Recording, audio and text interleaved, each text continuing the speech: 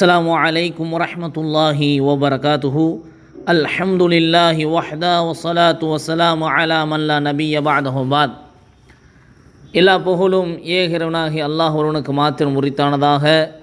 அவனுடைய சாந்தியும் சமாதானமும் நாமெல்லாம் உயிருட மேலாக நேசிக்கக்கூடிய உத்தம சத்திய தூதர் முஹம்மது நபி ஸல்லல்லாஹு அலைஹி வஸல்லம் அவர்கள் மீதும், இன்னும் அவர்களுடைய தோழர்கள் மீதும், இன்னும் உங்கள் மீதும் எம்மீதும் ஒட்டுமொத்த இஸ்லாமிய சகோதர சகோதரிகள் மீதும் அல்லாஹ்வுடைய சாந்தியும் சமாதானமும் என்றும் என்றென்றும் நின்று நிலவட்டுமாக பிரார்த்தனை செய்தவனாய், அன்பார்ந்த உறவுகளே, அன்னை ஃபாத்திமா பெண்கள் அரபிக் கல்லூரி சார்பாக நடத்தப்படும் கற்போம் கற்றுக் கொடுப்போம் என்ற நிகழ்வின் வாயிலாய் மீண்டும் உங்கள் அனைவரையும் சந்திப்பதில் மகிழ்ச்சி அடைகிறோம். அல்ஹம்துலில்லாஹ். அன்பார்ந்த உறவுகளே, நாம் அகீதா சம்பந்தமான விஷயங்களை தொடர்ந்து பார்த்து வருகிறோம். அதில் ஷிர்க் சம்பந்தப்பட்ட அல்லாஹுவுக்கு இணை வைப்பதின் சம்பந்தமாக பல விஷயங்களை நாம் தொடர்ந்து பார்த்து வருகிறோம். அதில் நாம் 8வது விஷயமாக நாம் பார்க்க இருப்பது, ஷிர்க் செய்யக்கூடியவனுக்கு அவனுடைய பிரார்த்தனை ஏற்றுக்கொள்ளப்படாது. ஷிர்க் செய்கின்றவனுடைய பிரார்த்தனை ஏற்கப்படாது. இப்போ யார் ஒருவர் ஷிர்க் செய்கிறாரோ அவர் கேட்கக்கூடிய துவாக்கள் அங்கீகரிக்கப்படாது என்பதை நாம் இங்கு விளங்கிக் கொள்ள வேண்டும். நபிகள் நாயகம் ஸல்லல்லாஹு அலைஹி வஸல்லம் அவர்கள் கூறினார்கள், ஒரு முஸ்லீம் இறந்தவுடன் அல்லாஹ்விற்கு எதையும் இணை வைக்காத 40 நபர்கள் அவருக்காக ஜனாசா தொழுகை தொழுதால் அவர்களின் பரிந்துரையை அல்லாஹ் ஏற்காமல் இருப்பதில்லை என்பதாக அல்லாஹுடைய தூதர் ஸல்லல்லாஹு அலைஹி வஸல்லம் அவர்கள் சொன்னார்கள். இந்த செய்தி முஸ்லிம் என்ற ஹதீஸ் புத்தகத்தில் 1730வது ஹதீஸாக பதிவு செய்யப்படுகிறது.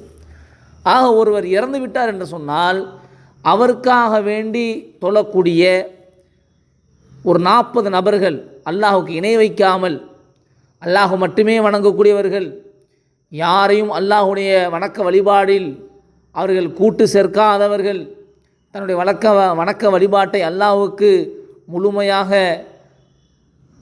எந்த கலப்படமும் இல்லாமல் அல்லாஹுக்கு மட்டுமே செய்தவர்கள், அப்படிப்பட்ட நபர்கள் 40 நபர்கள் அந்த ஜனாசாவிற்கு பின்னால் நின்று தொழுவார்கள் என்று சொன்னால், அந்த ஜனாசாவுக்காக வேண்டி அவர்கள் தொழுவார்கள் என்று சொன்னால் அவர்களுடைய பிரார்த்தனையை, அவர்கள் செய்யக்கூடிய அந்த பரிந்துரையை அல்லாஹ் ஏற்காமல் இருப்பதில்லை என்பதாக அல்லாஹுடைய தூதர் ஸல்லல்லாஹு அலைஹி வஸல்லம் அவர்கள் சொன்னார்கள்.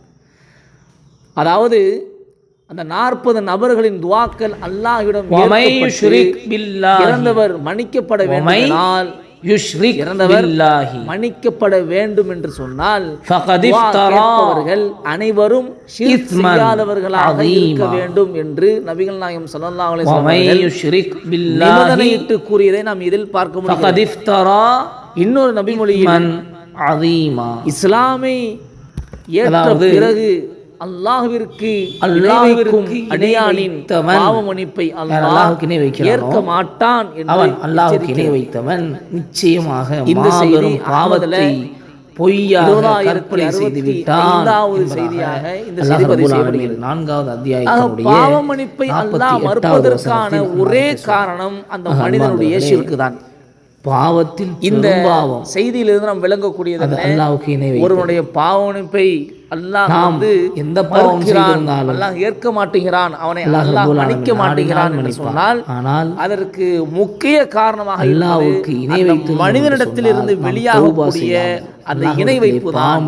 தன்னை படைத்த அல்லாஹ்வை வணங்காமல், தன்னை படைத்த அல்லாஹ்வுக்கு அந்த ஷிர்கான இக்லாஸான முறையில் நன்றியை செலுத்தாமல் அவர்கள் அல்லாஹ்வுக்கு சேர்த்து விடும். இது இறைவனுக்கு வழிபாடுகளை அவர்கள் ஈடுபடும் பொழுது, அல்லது அல்லாஹ்வோடு சேர்த்து வேறு நபர்களையும் அவர்கள் கூட்டாக இணையாக ஆக்கும் பொழுது அல்லாஹ் அந்த மனிதர்களுடைய பாவ மன்னிப்பை அல்லாஹ் ஏற்க மறுக்கிறான்.